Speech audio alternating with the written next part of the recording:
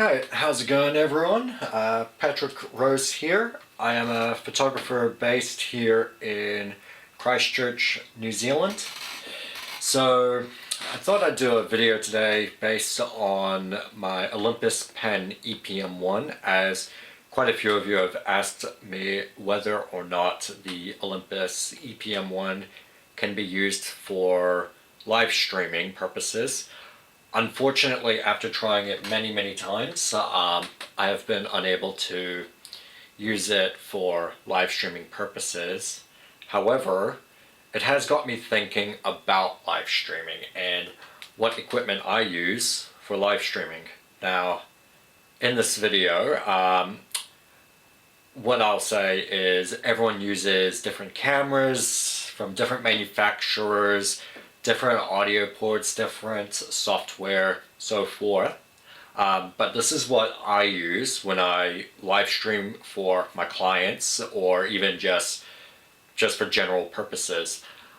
Especially during the whole COVID cases in not just New Zealand, but also for the rest of the world, live streaming has definitely become an essential requirement for photographers and videographers alike, and for everyone to just communicate to one another on business meetings, Zoom chats, and everything in between.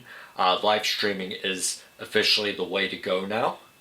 So without further ado, I'm just gonna explain everything that I've got right here in just for my computer setup. So at the moment, as you can see on the screen with my website there, this is OBS, so this is something that you can download online if you go onto OBS Studios. Just a simple Google search and you can find that.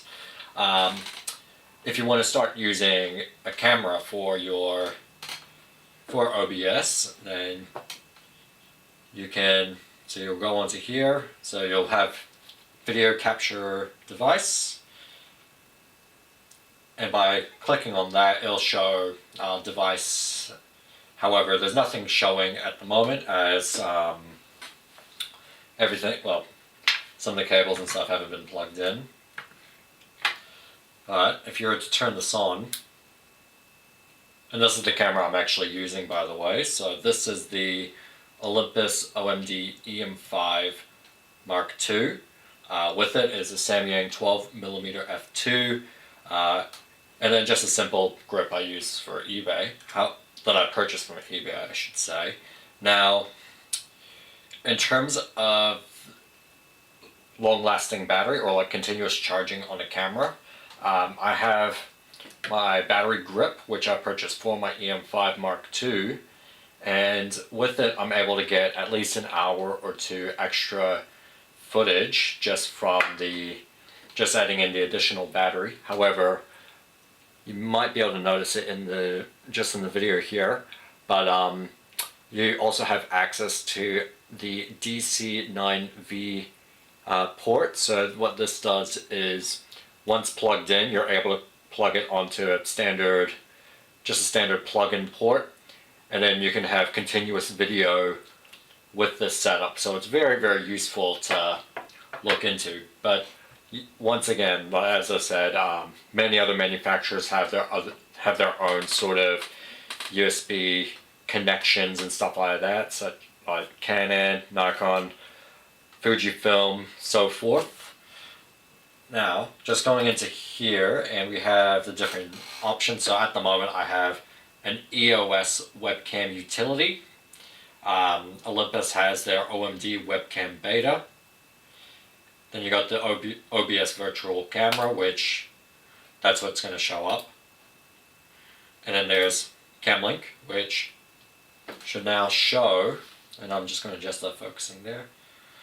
So now you can basically see myself through the actual camera just right here. And I'm just going to click OK here. And then I'm going to adjust it so that way I'm able to still present myself in the video, but also show exactly what I'm reviewing, whether it's going to be a website or a lot of YouTube gamers always do it like this as well. And it's just a very simple sort of way of doing it. Next off, you're going to look into, if you're interested in looking into professional audio, of course you got computers built-in microphones as well, which is what the audio here is showing. But you can also attach on a external microphone, whether it's going to be on top of your camera here, or what I've done is I actually have this Zoom H1N external audio recorder with a, just a safety, no, not safety, just a wind reduction piece over here. And with it, it just reduces all the sound of like any, especially when you're speaking into the microphone, it reduces the wind noise. And then simply by turning that on, and it's already connected to the computer through USB. Now, you should be able to hear my audio. So now you should be able to see the audio popping in. So if I were to just adjust that, here we go. Yeah, so now the audio is being recorded, is being used under this audio recorder rather than the built-in microphone, which is good.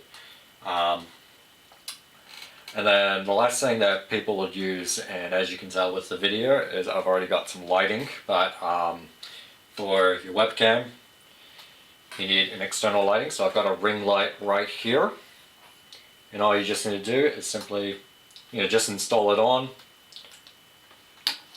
and there you go. Now you've got external lighting, and as you can see through the little video video clip right there, well, this camera's view, you can basically see me much clearer, much better. And that's pretty much how you do live streaming and stuff on just on your camera, basically. Yeah, so for those of you guys interested anyway, like I could send through links onto B&H and Amazon and stuff where you can actually get some of these just some of these accessories and stuff. But yet again, if you're a Canon shooter, Nikon, Sony, Panasonic, Fuji, etc., then obviously different manufacturers require different components and stuff like that. But yeah, this is just my general setup for live streaming. And just to finish off, so thank you very much for checking out this video. If you're interested, feel free to check out my website at www.patrickrose.co.nz, or you can check out or you can purchase some of my images at upic.com/prosforever, or my IM account, which is also Pros Forever. Everything will be linked in the description below, but yeah, that's pretty much it. Stay safe out there and enjoy the rest of your day or evening.